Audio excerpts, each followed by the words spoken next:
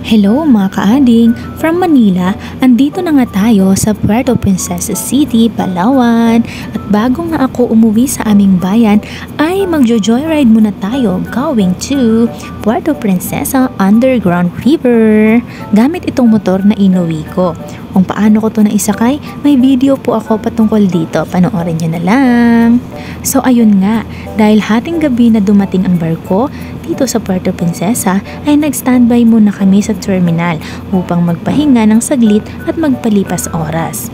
At pagpatak nga ng alas 4 ng madaling araw, ay sinimulan na namin ang biyahe from city to Sabang. Madaling pa tayo umalis para pag sunrise doon na tayo. Continue for 2 kilometers.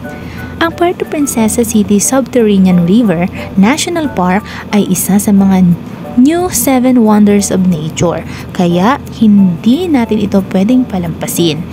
Let's go! Maganda ang daan, sementado lahat. Medyo kakabahan ka lang kung di ka familiar sa lugar dahil madilim pa at baka makasagasa pa tayo ng ahas o aso. Huwag naman.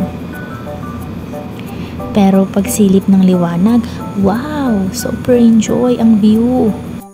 Okay, so tara mga kaading, samahan niyo kong enjoy yan ang view!